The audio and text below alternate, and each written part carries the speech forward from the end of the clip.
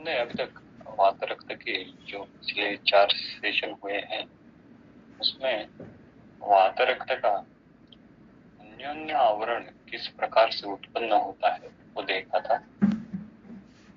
वायु रक्त पे और रक्त वात पे किस प्रकार से आवरण उत्पन्न करके ये वात रक्त की संप्राप्ति मैनिफेस्ट करते हैं वो हमने देखा था। और इस वात रक्त की संप्राप्ति जब मैनिफेस्ट हो जाती है तब उसका एक अवश्यम भावी या कहे एक प्रत्यात्मलिंग स्वरूप लक्षण जो है वो वेदना ताता अत्यर्थ दुस्सह नृणा, अत्यंत वेदना ये लक्षण वो अन्योन्य आवरण से उत्पन्न होता है। और हमारे पास जब रुग्ण आता है तो अत्यर्थ दुस्सह नृणा इस प्रकार से वेदना देकर ही हमारे पास रुग्ण आता है।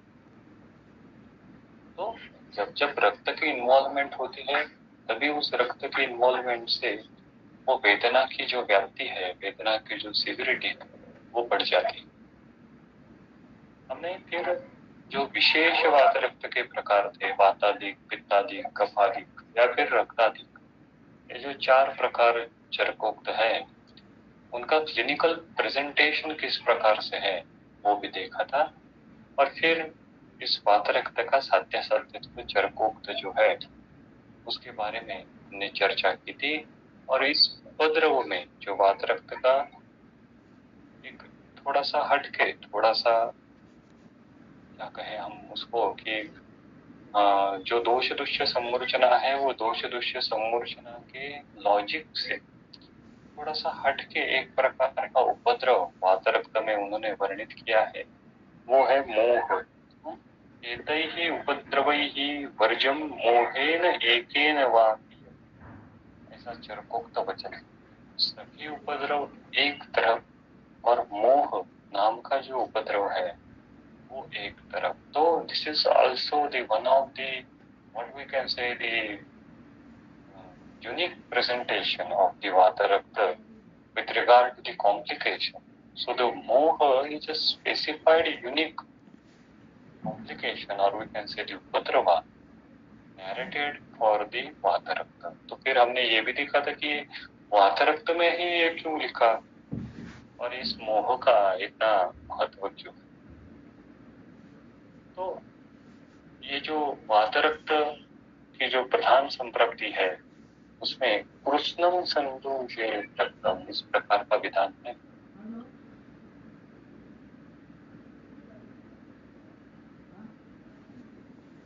इस प्रकार का सूत्र आता है, कृष्णम संदोषे रक्तम, शरीर के रक्त की दृष्टि होगी। तो देखिए ये केवल स्थानिक दोष दृश्य संरचना हो के घटित होके उत्पन्न होने वाला व्याधि नहीं है, वो तो केवल एक अवस्था होगी जहाँ पे स्थानिक रक्त की और वात की दृष्टि होगी। लेकिन आगे जाके लेटर ऑन इफ द हेतु सेवन इज कंटिन्यू, अगर दोषों का बल और आगे जाके बढ़ता है तो उस अवस्था में कृष्णम संदोषेत रक्तम इस प्रकार की अवस्था उत्पन्न हो सकती है, पूरे शरीर की रक्त दृष्टि हो सकती है। दैट्स व्हाई, और ये इम्पोर्टेंट है, हम वात व्याधि का एक नया डायमेंशन करके वात रक्त को पढ़ रहे हैं। हम आवरण नाम के संप्राप्ति के अधिष्ठान के अंतर्भूत होने वाले इस वात रक्त व्याधि को पढ़ रहे हैं। फिर भी वात रक्त का खुद का वैशिष्ट्य क्या है कि उसमें होने वाली रक्त दृष्टि, और वो किस प्रकार की रक्त दृष्टि, कृष्णम संतोषेत रक्तम, इस प्रकार की होने वाली रक्त दृष्टि और इस रक्त दृष्टि के का माध्यम से और इस रक्त दृष्टि के कारण उत्पन्न होने वाली अत्यर्थ दुस्सह वेदना, ये वात रक्त का वैशिष्ट्य। तो आपके सामने 2 पेशेंट लाइए कि एक निरूपस्तंभित वात व्याधि का है जिसमें भी वेदना है लेकिन वो रक्तानुबंधी नहीं है, और एक जो है वो वात रक्त का टिपिकल पेशेंट है जिसमें अत्यर्थ दुस्सह नृणाम कृष्णम संदोषेत रक्तम के कारण उत्पन्न होती है। तो देखिए जब जब रक्त की इन्वॉल्वमेंट वायु के साथ होती है वो आवरण की अवस्था उत्पन्न हो जाती है, अन्योन्य आवरण की, तो वेदने की इंटेंसिटी जो है वो और ज्यादा बढ़ती है। निरुपस्तंभित डिजेनरेटिव कंडीशन में वेदना तो होगी ही, लॉजिकली वहां पे बहुत वेदना होगी, तीव्र वेदना होगी, लेकिन वो केवल और केवल एक निरुपस्तंभित वायु के कारण होगी, वो धातुक्षय जन्य वात के कारण होने वाली वेदना होगी। उस वेदना का स्वरूप कुछ हद तक अलग होगा, लेकिन ये जो वेदना होगी, जो रक्त को वात का अवरोध और वायु को रक्त का अवरोध इस कारण उत्पन्न होने वाली है, रक्त की इन्वॉल्वमेंट के कारण होने वाली है, और जिस संप्राप्ति में कृष्णम संदूषित रक्तम नाम का एक जो पैथोफिजियोलॉजिकल स्टेज है वो उत्पन्न होने वाला है, उसमें उत्पन्न होने वाली वेदना की तीव्रता और ज्यादा। इसलिए चरकोक्त विशेषण क्या है? दुस्सहान वेदना, भवन्ति अत्यर्थ दुस्सहान वेदना। तो देखिए, इसीलिए सूत्र क्रमांक 35 से लेके सूत्र क्रमांक 40 तक सरकाचार्य जी ने अभी रक्त मोक्षण का वर्णन किया है। आगे सूत्र क्रमांक 41 से फिर सामान्य चिकित्सा सूत्र दिया। हम जो चिकित्सा स्थान के अध्याय पढ़ रहे हैं उसमें वैसे देखा जाए तो कॉमन प्रेजेंटेशन क्या होता है कि साध्यासाध्यत्व वर्णन करने के बाद सबसे पहले सामान्य चिकित्सा सूत्र आ जाता है, और सामान्य चिकित्सा सूत्र के बाद फिर विशेष चिकित्सा आ जाती है। लेकिन यहाँ पे वात रक्त में सामान्य चिकित्सा सूत्र से पहले रक्त मोक्षण का वर्णन है। तो ये रक्त मोक्षण में का महत्व किस प्रकार से है वात रक्त में? तो ये एक अवस्थ की चिकित्सा है। रक्त मोक्षण ये वात रक्त की अवस्थ की चिकित्सा है। जब जब वात रक्त में अत्यर्थ दुस्सह नृणाम इस प्रकार की वेदना लेके रुग्ण अपने पास आएगा, तो उसमें उस अवस्था में किया जाने वाला जो उपक्रम है वो रक्त मोक्षण है। ये इसका एक भावार्थ है। और नेचुरली पेशेंट को जो पेन इनटॉलरेट होगा तभी वो अपने पास आएगा। पेशेंट एनाल्जेसिक लेकर भी पेन पूरी तरीके से सबसाइड नहीं हो रहा है तब अपने पास आए, तो आयुर्वेदिक कंसल्टेंट के पास आए। तो ऐसी अवस्था में रुग्ण के वेदना की शांति करना, उसमें थोड़ा बहुत विषय देना, ये वैद्य का कर्तव्य है। उसके लिए सोचना ये वैद्य का कर्तव्य है। तो वो वैद्य किस प्रकार से कर सकता है, उसका मार्गदर्शन अभी सूत्र क्रमांक 35 से लेकर 40 तक क्या है। तो इस रक्तमोक्षण से जो पूरी अन्योन्य आवरण की संप्राप्ति है वो नष्ट हो जाएगी का? तो नहीं नष्ट हो जाएगी। रक्तमोक्षण से सिर्फ क्या होगा, वो जो स्थानिक अन्योन्य आवरण की अवस्था है, वो स्थानिक अन्योन्य आवरण की अवस्था तत्काल दूर हो जाएगी, और जिससे वायु के वहन का जो मार्ग अवरोधित हुआ है रक्त के द्वारा, वो अवरोध नष्ट होने के कारण पुनश्चवात की गति उस स्रोतस में एस्टैब्लिश हो जाएगी, और उसी कारण वात की वेदना कम हो जाएगी। लेकिन फिर से चिकित्सा करते समय हमको सोचना है कि ये आवरण फिर से उत्पन्न न हो, इसलिए क्या करना है। तो ये जो अवस्था की चिकित्सा है, तो देखिए रक्त मोक्षण के या फिर वात रक्त के रुग्ण हमारे पास आते हैं, हम सोचते नहीं कि वो वात रक्त की अवस्था है, या फिर हमारा डायग्नोसिस वात रक्त हो ही जाता है, तो हम चिकित्सा क्या करते हैं? कैशोर गोकुल, अमृता, संशमनीवटी, वासागुड़चली, या फिर एक ही प्रकार का कोई अगर पिंड तेल जैसा एक तेल, हमारी चिकित्सा खत्म हो जाती है। लेकिन अगर हम शास्त्रोक्त अप्रोच देखें और सिद्धांतों के बलबूते चिकित्सा करने की कोशिश करें, कल्प जो तो है वो व्यवहार में कल्प वही है, लेकिन कौन सा कल्प सिद्धांत के अनुरूप उसका प्रयोग करना है, ये थोड़ी सी सोच अगर हम बदले तो हमारे रिजल्ट में उससे असर पड़ सकता है। तो देखिए, ये जो अवस्था की चिकित्सा है उसका वर्णन चरक ने किस प्रकार से किया है सूत्र क्रमांक 35 में। रक्तमार्गम निहन्ति आशु शाखा संदेशु मारुतः निविष्यम अन्योन्यमावार्य वेदना भी हरेत असुन। देखिए इस प्रकार से वर्णन किया है। क्या कहते हो? मारुतः शाखा संदेशु निविश्य। मारुतः शाखा संधिषु। अभी वायु जो है वो शाखा में और संधि में, संधिषु सप्तमी, वायु जो है शाखा और संधि में निविष्य, निविष्य यानी क्या? वो प्रवेश करता है। तो वायु शाखा संधि में प्रवेश करता है। इसका तात्पर्य क्या हुआ? अभी जो शाखाएं हैं, अभी जो संधियों हैं, उसके जो स्रोतस है, उस स्रोतस से अब जो वात बहने वाला है, वो जो वायु बहने वाला है, उस वायु के गति को अभी वृक्षता के कारण, शीतता के कारण, खरता के कारण अवरोध उत्पन्न हो गया, और उस वात की गति को अभी अवरोध उत्पन्न होने के कारण वो गति अब ऑब्स्ट्रक्टेड हो गई।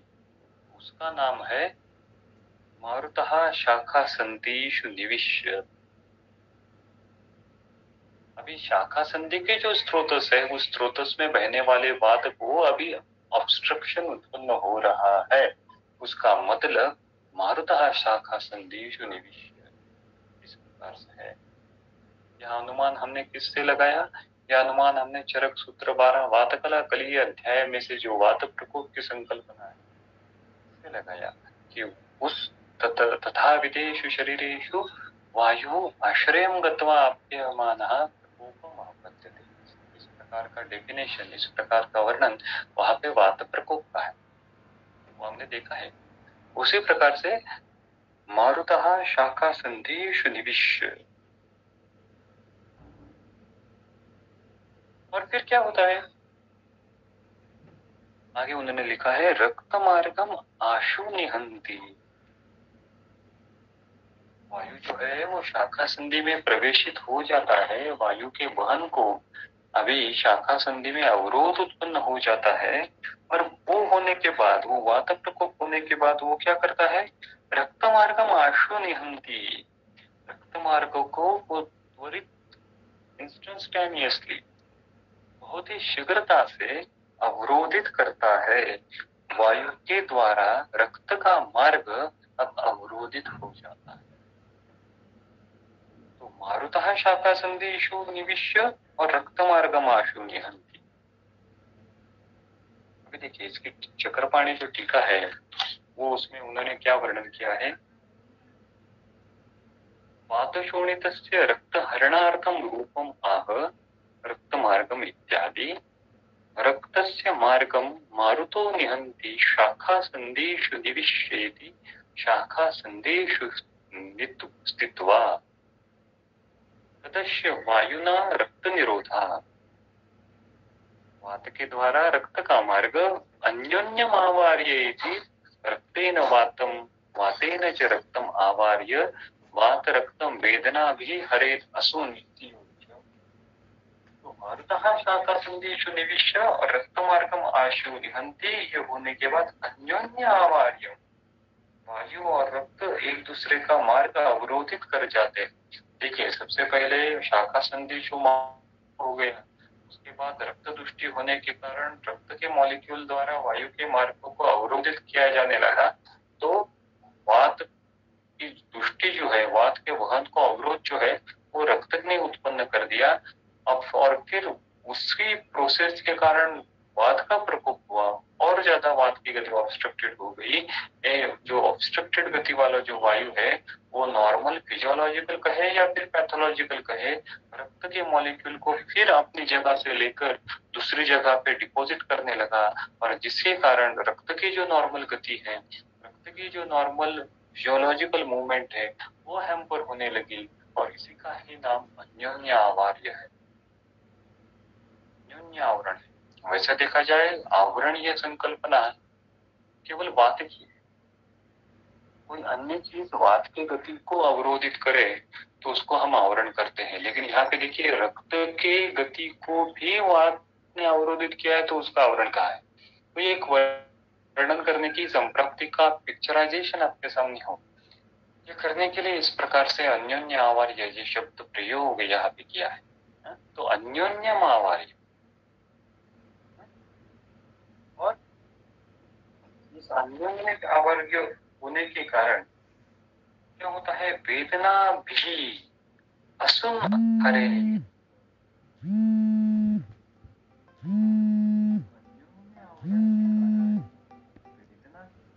होती है।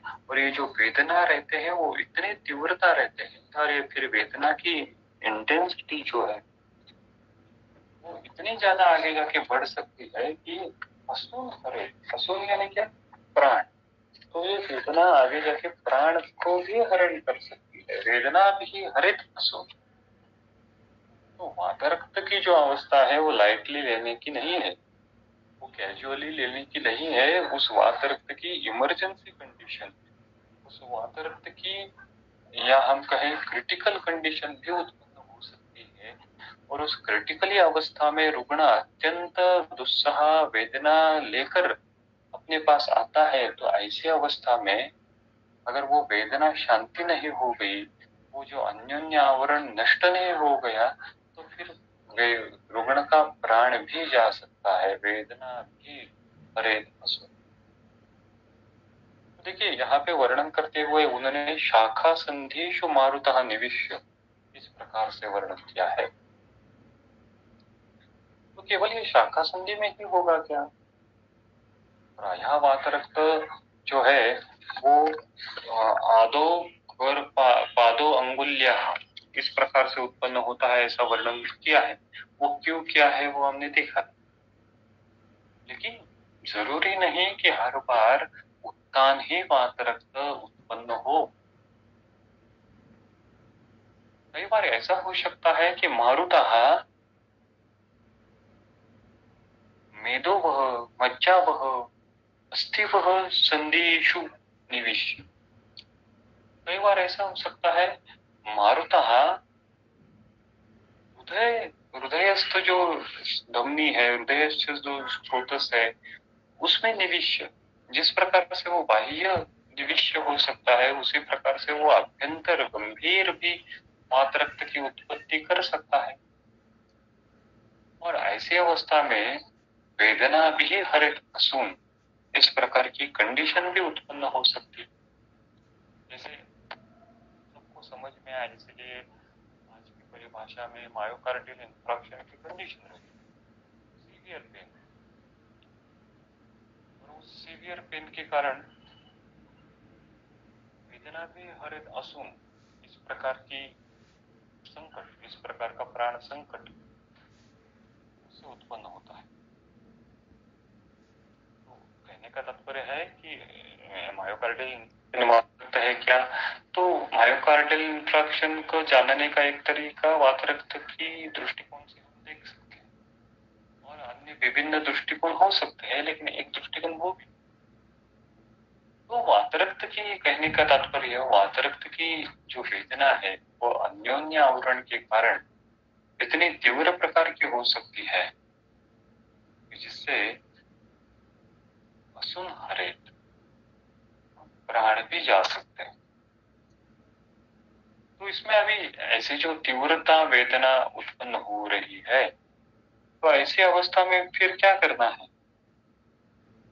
तो देखिए नीचे वो कहते हैं, तत्र मुंचेत अश्रुप भृंग जलौकः सूचि अलाभोभि प्रच्छन्न वा शिराभिर्वा यथा दोषम यथा बलम रुग्धाः शुलतोदारत अश्रुकं स्त्राव्यं जलौकसः शृंगैः तुम्बैः हरेत सुप्तिकण्डु चिमचिमायना देशात् देशं व्रजस्त्राव्यं शिराभिः प्रच्छन्नेन वा अंगग्लानो न तु स्त्राव्यं वृक्षे वातोत्तरे च यत् गंभीरं श्वयतु स्तंभं कंपं स्नायु शिरामया ग्लानिं च अपि ससंकोचान् कुर्यात् वायुः अश्रुक्षयात् अंजादिन वात रोगांश मृत्युं चति अवसेचनात् कुर्यात् तस्मात् प्रमाणेन स्निग्धात् रक्तं विनिर्हरे. So, what should be our approach in such a kind of condition, such a kind of अवस्था? तत्र मुंचेत अश्रुप. तो उस अवस्था में रक्तमोक्षण करना चाहिए जब उस अवस्था में वेदना की बहुत ज्यादा है. तो रक्तमोक्षण क्यों करना चाहिए, उसका एक विवेचन, उसका एक लॉजिक चक्रपाणी जी ने दिया है. वो क्या कहते हैं, देखिए, अश्रुक मोक्षेण आवरण व्यपगमनात् वायुः अपि प्रसन्नो भवति ततश्च व्याधि उपरम इति भावः.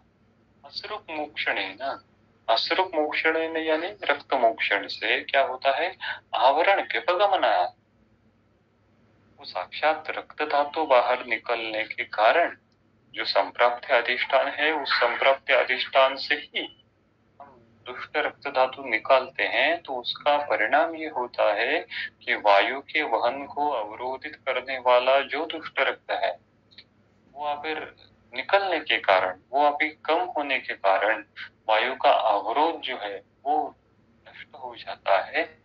और फिर से एक बार वायु की गति जो है वो विदाउट एनी ऑब्स्ट्रक्शन, तथा विदेश शरीरेषु वायु असज्जमान चरण प्रशांतिम आपद्यते. चरक सूत्र स्थान 12वां अध्याय सूत्र क्रमांक 7. इसमें जो ये वात शमन का व्याख्या वर्णन की है, उसी प्रकार से वात के वहन को जो अवरोध है, वात के वहन का जो अवरोध हमने दूर कर दिया, पुनश्च वायु की गति इस्टेब्लिश हो गई विदाउट एनी ऑब्स्ट्रक्शन.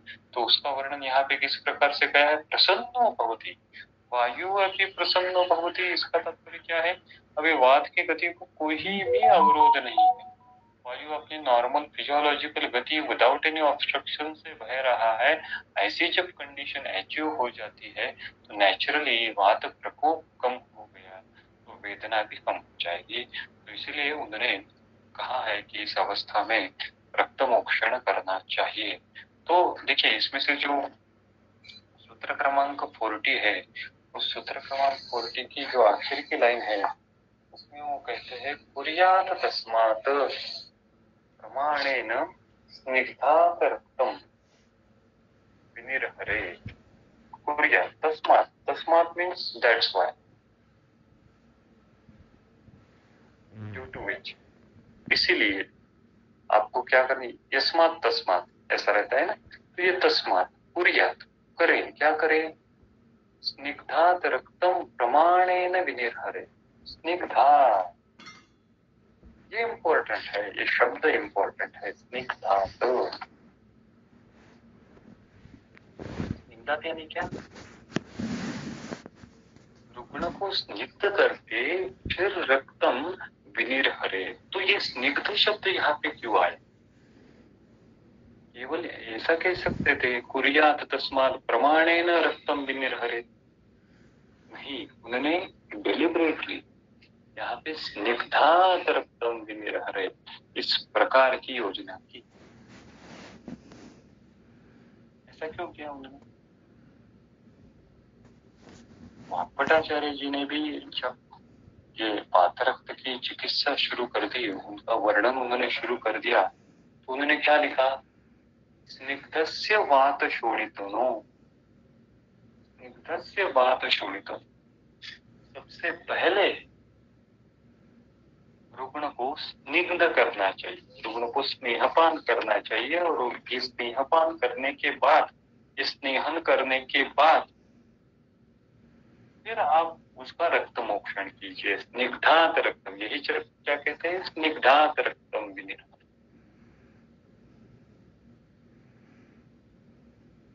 ऐसा क्यों करना चाहिए, why they deliberately put the word स्निग्ध, और व्हाई द भट्टाचार्य सेज स्निग्धस्य वात शोणितो, बिकॉज फिर हम आगे जाके जो सामान्य चिकित्सा सूत्र देखने वाले हैं उसमें भी यही बात है कि वात की तरफ ध्यान देना चिकित्सा करते समय, क्योंकि ये नेचुरली बेसिकली ये वात व्याधि है. तो वात को ध्यान में रखते हुए ही हर बार चिकित्सा करना उस रक्त मोक्षण से रक्त धातु शरीर से बाहर निकल रहा है, लेकिन ऐसा न हो वो धातु निकलने के कारण फिर से वात प्रकोप, वात को प्राबल्य मिले और फिर से वात प्रकोप होने के कारण फिर से वेदना बढ़े। ऐसा होता है ना कई बार, रक्त मोक्षण तो किया लेकिन रुग्ण कहता है कि वेदना बढ़ गई मेरी। ये क्यों होता है? अगर वो वात रक्त की अवस्था है तो स्निग्धात रक्तम विनिर्हरे प्रमाणेन विनिर्हरे। अगर हम स्निग्ध नहीं करते हैं तो फिर से अगर आप रक्त का अति प्रमाण से विनिर्हरण करेंगे तो वात की पुनश्च प्रकोप, वात की पुनश्च वृद्धि होगी, संप्राप्ति जो मूलभूत है वो भंग नहीं होगी। तो ये इंपॉर्टेंट है। स्निग्धात, देखिए हर एक शब्द जो है उसका अपना महत्व है। स्निग्धात रक्तम विनिर्हरे। वाग्भटाचार्य जी ने आगे जाके हमको इस रक्त मोक्षण के बारे में और प्रैक्टिकल गाइडलाइन दी है। उन्होंने कहा है कि बहुशा अल्पाल्पम वायुपालनम यथा दोषम यथा बलम रक्तम विनिर्हरे। इस प्रकार से कोई तो श्लोक पूरा याद नहीं आ रहा है, लेकिन क्या कहा है उन्होंने? बहुशः, वाग्भट चिकित्सा स्थान में यह श्लोक है, बहुशः। ये रक्त मोक्षण किस प्रकार से करना है? रिपीटेडली, बहुशः, एक बार करके हो गया ऐसा नहीं। हमारा प्रॉब्लम क्या रहता है, हम एक बार करते हैं, रुक जाते हैं, रिजल्ट नहीं मिलता तो हम उस कर्म को या फिर शास्त्रीय सिद्धांतों को प्रश्नांकित तरीके से देखते हैं। लेकिन शास्त्र जो कह रहा है उसी प्रकार से हमने फॉलो किया है या नहीं, ये भी सबसे इम्पोर्टेंट बात है। ये कुष्ठ के बारे में बहुत बार होता है। कुष्ठ में भी जिससे उन्होंने कहा है कि बार बार शोधन करो, बार बार शोधन करो, तभी वो कुष्ठ पूरी तरीके से ठीक होगा। हमने एक बार वमन दिया, एक बार वरीचन दिया, काम हो गया हमारा। या फिर ऐसा होता है कई बार हमने वमन कर दिया, रुग्ण के लक्षण कम हो गए और हमको भी हम ही खुद ही अपनी पाठ सिलाते हैं कि वाह वाह बहुत ही अच्छा काम किया, मैंने वमन दिया और रुग्ण के लक्षण कम हो गए, तो फिर अभी 15 दिन दवाई ले लो, अभी कुछ जरूरत नहीं। रुग्ण भी 2 महीने तक ठीक रहता है, 2 महीने के बाद फिर से पूरा कुष्ठ बढ़ने के बाद या फिर अन्य कोई ज्यादा एकदम सीवियर लक्षण लेके हमारे पास आके बैठ जाता है। कहता है वैद्य जी मैंने आपने जैसा कहा था वैसे मैंने वमन भी लिया, आपने जैसे दवाई खाई थी वैसे दवाई भी मैंने ली, आपने तो कहा था अभी कुछ नहीं जरूरत दवाई की, दवाई तो बंद कर दी, फिर से बढ़ने लगा। तो वैद्य भी साशंक हो जाता है, अरे बाप रे आप क्या करें। ये जो बार बार शोधन करते रहना, बार बार शोधन करते रहना, ये जो चीज है वो बार बार वो क्यों कह रहे हैं? वो जो बहुदोष अवस्था कुष्ठ की है वो ध्यान में रखते हुए ये बार बार चीज करनी है, वो हमसे गलती हो जाती है। उसमें प्रैक्टिकल प्रॉब्लम रहेंगे, रुग्ण का न्यापकत्व रहेगा, ये बहुत सारी चीजें हैं, लेकिन उससे रिजल्ट तो अफेक्ट होता है। तो इस पे थोड़ा सा ध्यान देना चाहिए। यहाँ पे उन्होंने क्या किया, बहुशः repeatedly we have to do rakta mokshan. वो किस प्रकार से करना है? अल्पाल्पम, रिपीटेडली तो रक्त मोक्षण करना है, लेकिन वो कैसे करना है? अल्पाल्पम, स्मॉल क्वांटिटी में करना, एकदम बहुत ज्यादा एक ही दिन में नहीं निकालना। वो क्यों? वायुपालयन। देखिए किस प्रकार से ये सूत्र बद्ध किया है, बहुशः अल्पाल्पम वायुपालयन। रक्त मोक्षण तो करना है, दूषित रक्त को तो बाहर निकालना है, आवरण तो दूर करना है, लेकिन एक बार पूरा रक्त नहीं निकाल सकते क्योंकि वात प्रकोप की भीति उसमें थोड़ा सा उसका भय है, इसलिए अल्पाल्पम करके वायुपालयन। और वो यथा दोषम यथा बलम रक्त मोक्षण करना है, जो चरक भी कहते हैं यथा दोषम यथा बलम प्रच्छन्न वा सिरापीर वा यथा दोषम यथा बलम, सूत्र क्रमांक 36। यथा दोषम और यथा बलम, नेचुरली हमारे पास जो रुग्ण आने वाले हैं वो किस प्रकार के हैं? प्रायः सुकुमाराणाम मिष्टान्न सुखी भोजिनाम अचंक्रमणशीला, ऐसे क्लेश असह सौकुमार्य इस प्रकार से रुग्ण है, तो उनका बल तो कम ही होने वाला है, अल्प बल वाले वो होने वाले, वो क्लेश सहन नहीं करने वाले होने वाले, तो उनमें अल्पाल्प ही करना है। और वो बहुशः करना है। एक सेटिंग होने के बाद दूसरी सेटिंग, 10 दिन के बाद, 15 दिन के बाद, लेकिन वो करनी है। और ऐसे 3-4 कम से कम सेटिंग होने के बाद फिर देखना है तारतम्य से वो दोषों का बल कम हुआ है या नहीं। यथा दोषम यथा बलम रुग्ण का बल, ऋतु का बल, वो देखते हुए हमको ये रक्त मोक्षण करना है। तो इतना केवल रक्त मोक्षण करो ऐसे छोड़ना नहीं, किस प्रकार से करना उसके पूरी तरीके से गाइडलाइन जब हम शास्त्र पढ़ते हैं तब हमारे सामने क्लियर हो जाती है। और देखिए उन्होंने किस प्रकार से कहा, सूत्र क्रमांक 36 में, तत्र मुंचेत अश्रुक श्रृंग जलो कहा शुचि अलाभो ही प्रच्छन्न स्थिराभिर्वः यथा दोषम यथा बलम। चलो आपने कहा रक्त मोक्षण करो, अल्पाल्प करो, बहुशाह करो, वायु का रक्षण करते हुए करो। और वायु का रक्षण करने के लिए सबसे पहले स्निग्ध करो, स्नेहपान दो। रुग्ण को आने के बाद एक 30 ml 40 ml 50 ml स्नेहपान पीने को दो, उसके बाद उसका रक्त मोक्षण करो। लेकिन उसका करने का कुछ मेथडोलॉजी क्या है, तो वो मेथडोलॉजी उन्होंने यहाँ पे बताइए। आपके पास किस प्रकार के रक्त मोक्षण के ऑप्शन है, श्रृंग जलों का सूची ही प्रच्छान या फिर सिराविधन। इस प्रकार से इस 4-5 मेथड से आप रक्त मोक्षण कर सकते हैं। तो फिर सवाल उत्पन्न होता है उसमें प्रिसाइजनेस किस प्रकार का है, श्रृंग कहाँ पे यूज करना, जलों का कहाँ पे यूज करना, सूची कहाँ पे यूज करना, अलाबो कहाँ पे यूज करना। तो उसका वर्णन नीचे उन्होंने वो जो स्पेसिफिक कंडीशन है उसका वर्णन उन्होंने सूत्र क्रमांक 37 में वर्णन किया है। क्या है वो, रुक्ताः शुलतोदारत अश्रुकस्त्राव्यम जलोकस्था। देखिए ये केवल लाइन पढ़ के छोड़ना नहीं है। क्लिनिकली रुग्ण जब हमारे सामने बैठता है तो वो जो लक्षण बताता है,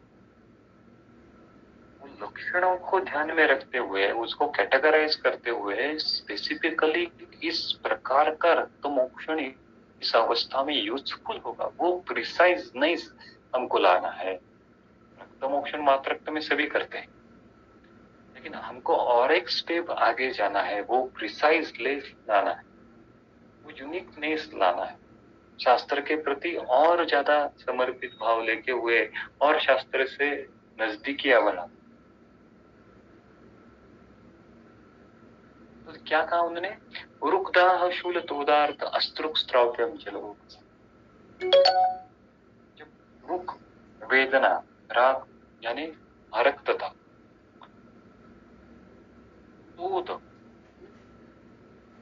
दूधवत वेदना और दाह इस प्रकार के लक्षण रहते हैं तो नेचुरली ये पित्तानुबंधी जब वात रक्त रहेगा तो उस पित्तानुबंधी वात रक्त में इस प्रकार के लक्षण रहेंगे तो उसमें हमको जलौका का प्रयोग करना है।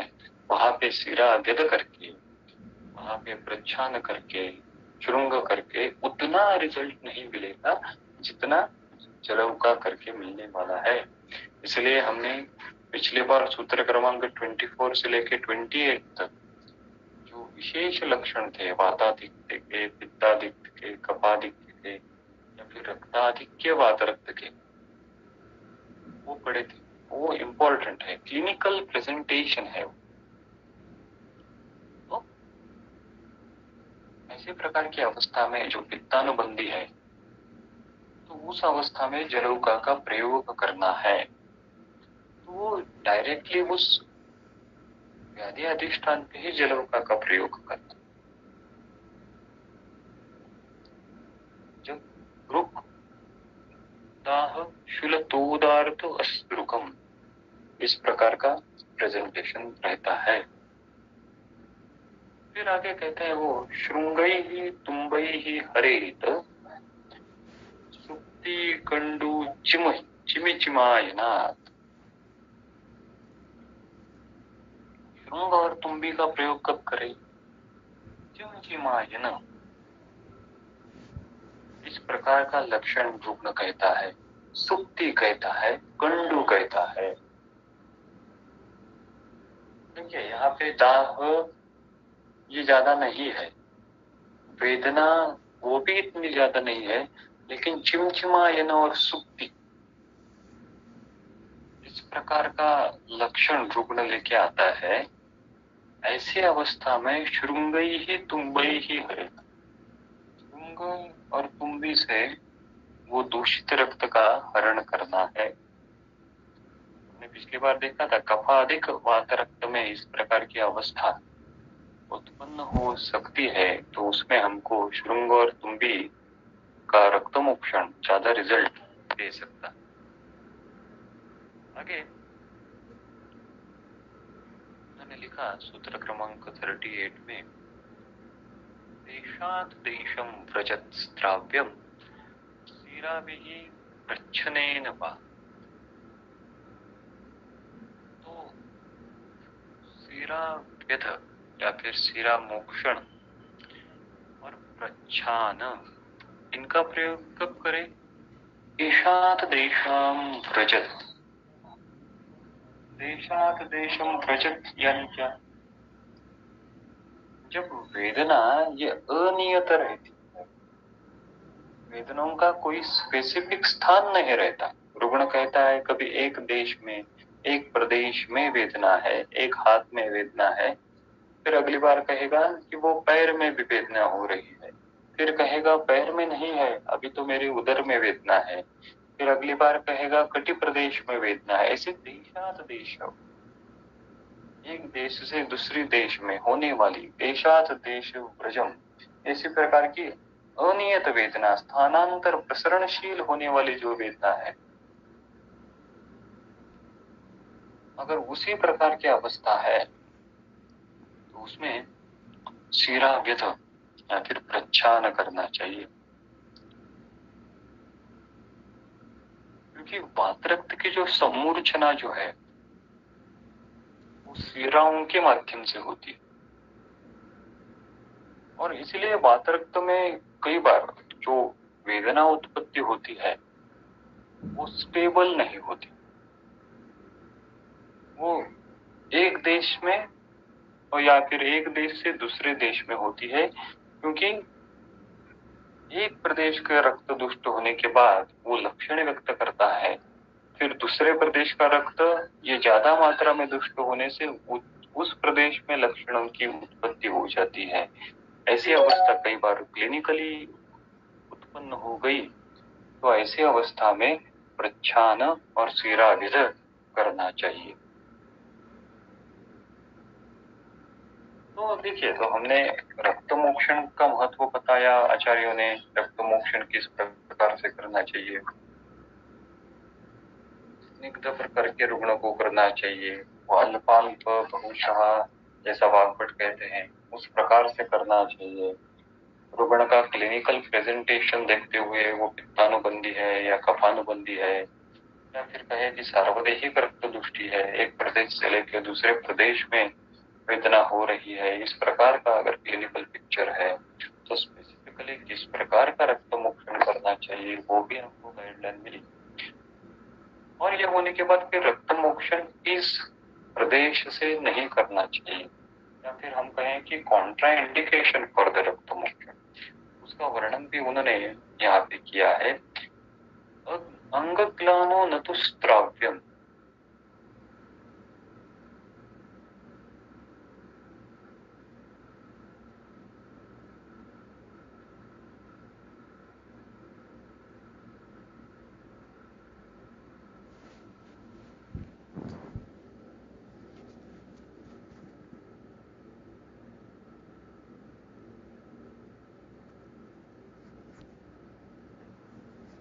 अंगग्लानो न तो स्त्राव्यम।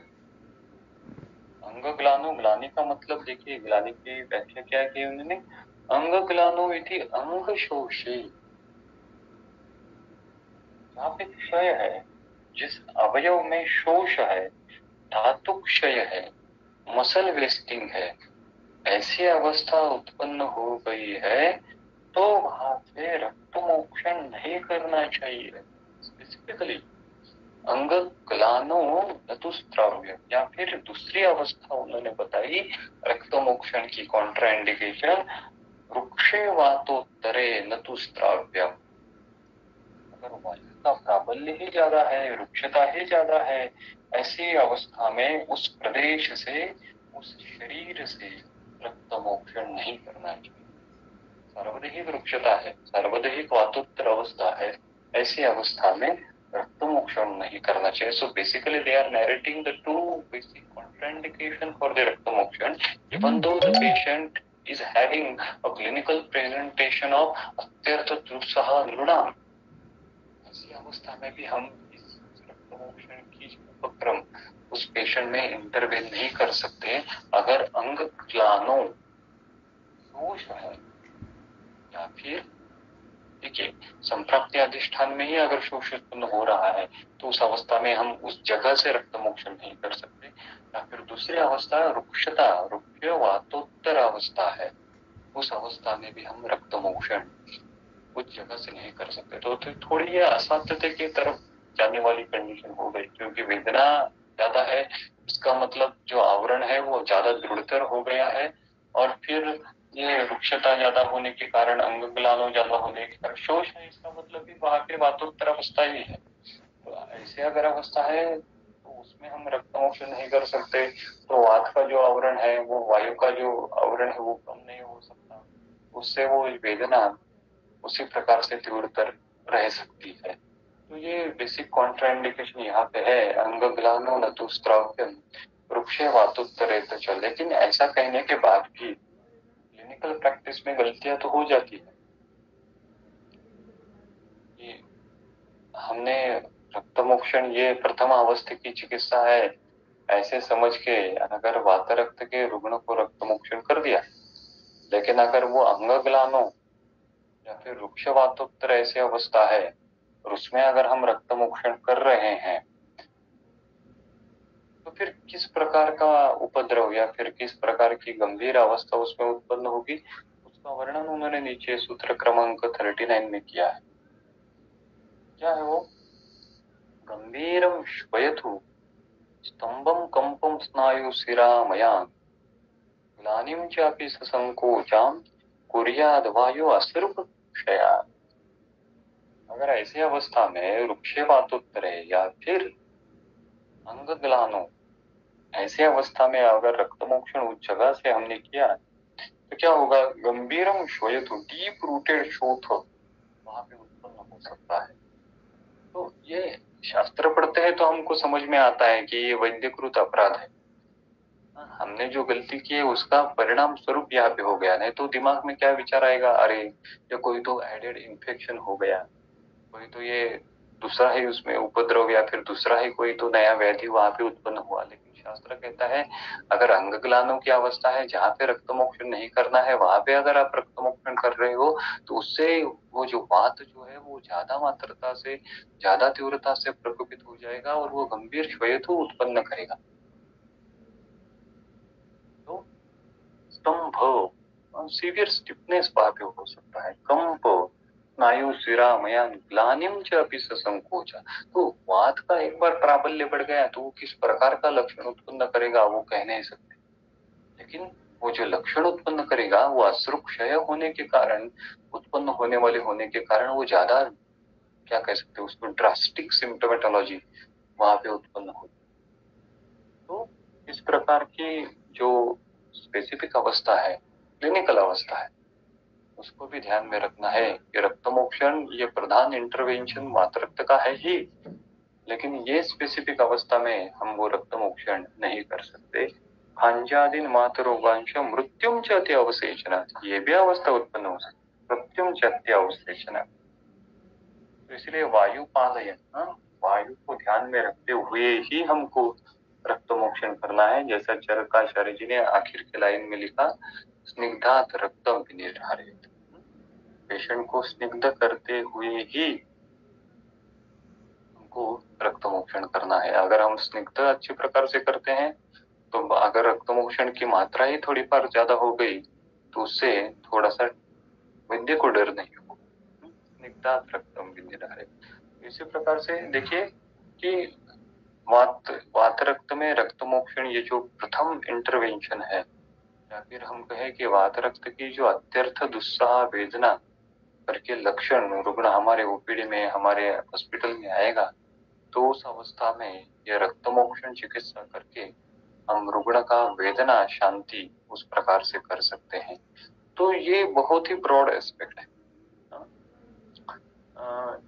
हम रक्त मोक्षण करते हैं, लेकिन उस रक्त मोक्षण का प्रिसाइजनेस, या फिर कहे कि उस रक्त मोक्षण में जो अन्य अन्य प्रकार से किया जाने वाला रक्त मोक्षण है, श्रृंग है, तुम्बी है, प्रच्छान है, तो उनका जो शास्त्र सम्मत जो इंडिकेशन है, उसमें उपयोग करना, बार बार उपयोग करना, और उसमें एक कृतकर्मा और अभ्यस्त कर्मा होना, ये आज की जरूरत है। केवल सिरा से, प्रोप्टिटियल वेन से कहे या फिर क्यूबाइटल वेन से कहे रक्त मोक्षण करना, ये तो ठीक है, ये जनरल बात है, स्थूल बात है। लेकिन अन्य अन्य कौन सी स्थिराओं में से, क्योंकि वात रक्त कहाँ पे उत्पन्न होगा ये हम कह नहीं सकते, तो अन्य बहुत सारी जगह पे वात रक्त उत्पन्न हो सकता है।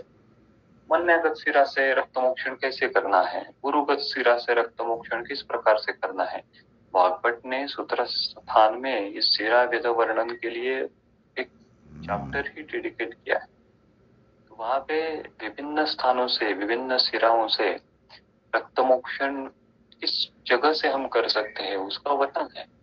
तो हमारे प्रैक्टिस में वो हम किस हद तक यूज कर सकते हैं, ये सोचने की बात है। ये थोड़ा सा विचार, रक्त मोक्षण की स्पेशलिटी अगर हमने डेवलप कर दी तो वेदना भी है, और because pain is the greatest agony of the mankind. Patient हर बार आता ही है तो पेन लेके आता है, तो पेन कम करने के लिए हम क्या करते हैं, उसको प्रयास करते हैं कि चलो रक्त मोक्षण है, अग्नि कर्म है, विद्ध कर्म है, तैल धारा है, तो ये क्या है, वो उसकी एगोनी कम करना, उसकी वो जो पेन के जो लक्षण है वो कम करना, यही पूरा हमारा प्रयास रहता है। हमारी बम्बार्डिंग किस चीज की रहती है, पेन कम करने की रहती है। संप्राप्ति कम होती है नहीं, वो अलग बात है। तो अगर शास्त्र कह रहा है, अगर चरक कह रहे हैं कि ये रक्त मोक्षण से ये वेदना कम होती है, और पेशेंट अगर हमारे पास वेदना ही लेके आता है, तो इस रक्त मोक्षण कर्म में ज्यादा से ज्यादा निपुण होना क्या आवश्यक है। तो ये स्पेशलिटी ब्रांच डेवलप हो सकती है, रक्त मोक्षण स्पेशलिटी ब्रांच। जैसे कैजुअलिटी रहती है, हत्तेक चिकित्सा विभाग रहता है, उस हत्तेक चिकित्सा विभाग में रक्त मोक्षण का अगर हम विभिन्न रक्त मोक्षण के किट रखें और उस विभिन्न रक्त मोक्षण किट को यूटिलाइज करने वाले निपुण वैद्य रखें, तो उनका काम यही होगा, उनका स्पेशलिटी यही होगी कि रक्त मोक्षण विभिन्न स्थानों से विभिन्न अवस्थाओं में किस प्रकार से करें। तो विभिन्न वेदना जो उत्पन्न होने वाली है उनमें हम उपचार किस प्रकार से दे सकते हैं। तो ये अभी क्लैरियन कॉल, ये अभी हमारी क्या कह सकते हैं जरूरत है। शास्त्र को आज के भाषा में, आज के व्यवहार की जरूरतों में लाने के लिए ये आवश्यक है। ये अगर हम आज नहीं करेंगे तो फिर कौन करेगा। तो जो नए वैद्य हैं, जो यंग ब्रिगेड है, उन्होंने इस बारे में सोचना चाहिए। स्पेशलिटी नए नए एवेन्यूज हमारे शास्त्र से एक्सप्लोर हो सकते हैं, नए नए एवेन्यूज को कैप्चर करना, ये सबसे बड़ी बात है। तो ये रक्त मोक्षण की विशेषता है यहाँ पे की। तो वेदना भी आ रही तो सुन, जब जब रक्त की दृष्टि ज्यादा मात्रा पे होगी, वात रक्त की अवस्था में, उस अवस्था में रक्त मोक्षण करना है।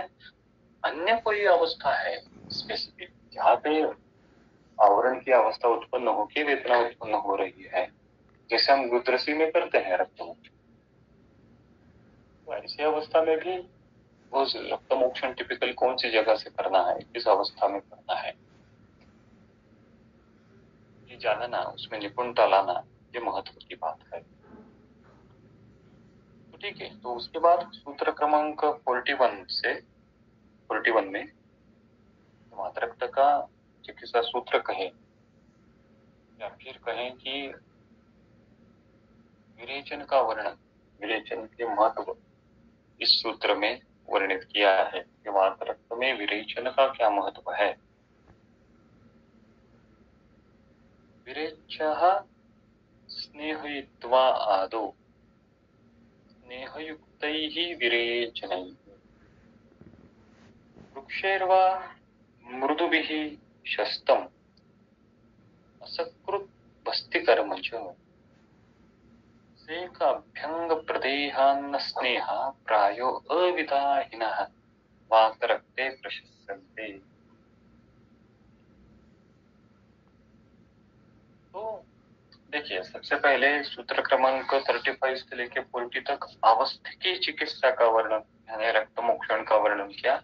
अब ये रक्तमोक्षण करने के बाद हमको संप्राप्ति जो दोष दुष्य की है उसको नष्ट करना है। तो संप्राप्ति पे आघात करने वाली चिकित्सा, व्याधि प्रत्यनिक चिकित्सा करके अभी विरेचन का वर्णन शुरू हो। तो कुछ अवस्था है, वेदना ज्यादा लेके रुग्ण आएगा तो उसमें सबसे पहले रक्तमोक्षण करो। अगर वेदना इतनी ज्यादा नहीं है तो उस अवस्था में आप जो व्याधि प्रत्यनिक चिकित्सा विरेचन है उससे भी शुरुआत आप चिकित्सा की कर सकते हैं। वो किस प्रकार से है? विरेचः स्नेहित्वादौ स्नेहयुक्तैः विरेचनैः वृक्षैर्वा मृदुभिः शस्तम् असकृत् बस्तिकर्म च। क्या शब्द लिखा है उन्होंने? विरेचः। विरेचः यानी क्या? जो विरेचन अर्ह रुग्ण है उस रुग्ण में आदौ स्नेहयित्वा, सबसे पहले स्नेहन करके फिर क्या करो? स्नेह युक्त ही विरेचन ही, फिर उसको स्नेह विरेचन दो।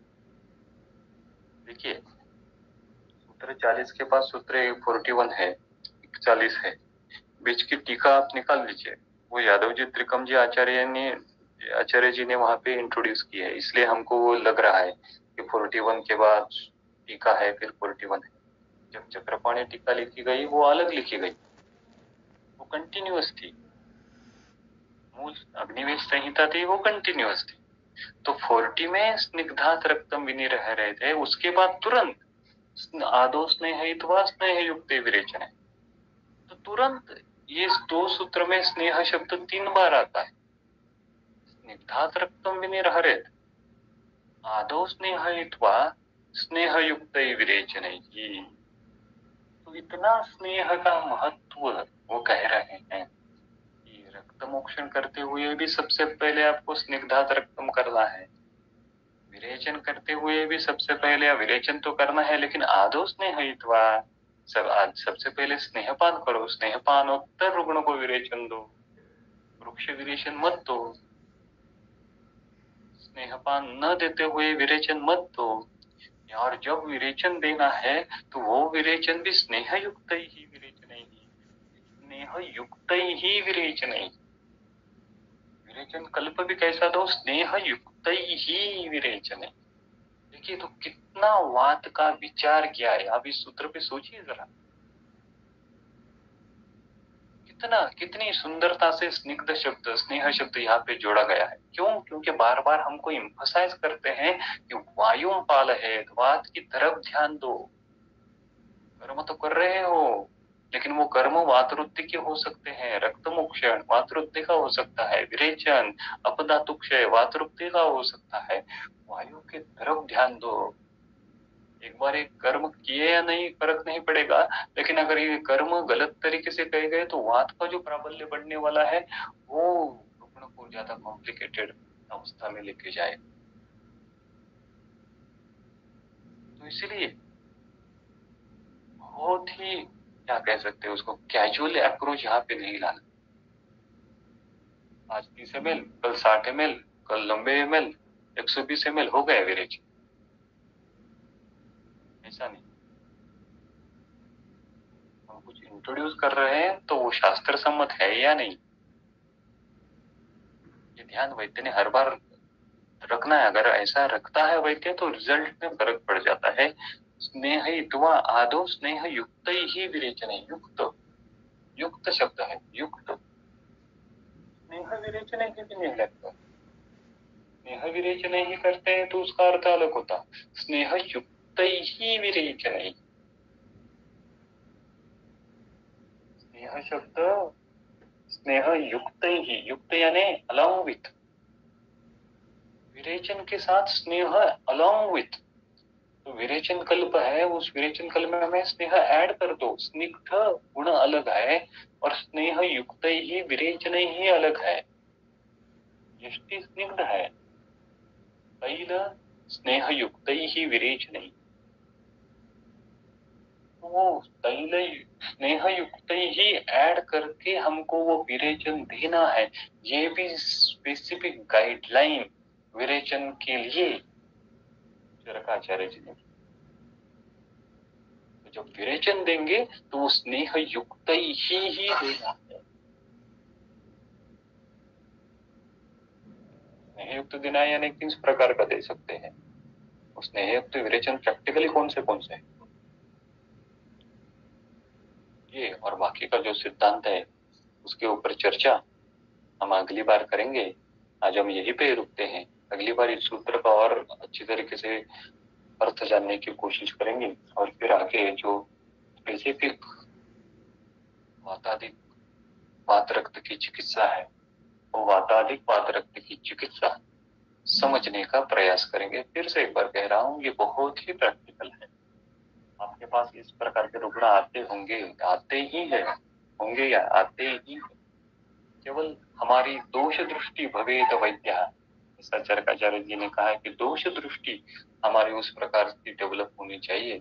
अगर वो दोष दृष्टि हमारी डेवलप होती है तो भी हम वैद्य भवेत, वैद्य हो सकते हैं। हमारा ये जो वीकली प्रयास है वो दोष दृष्टि डेवलप करने का ही प्रयास है। तो आज हम यहीं पे रुकते हैं। अगली बार से आगे का जो सूत्र है वो देखेंगे। धन्यवाद।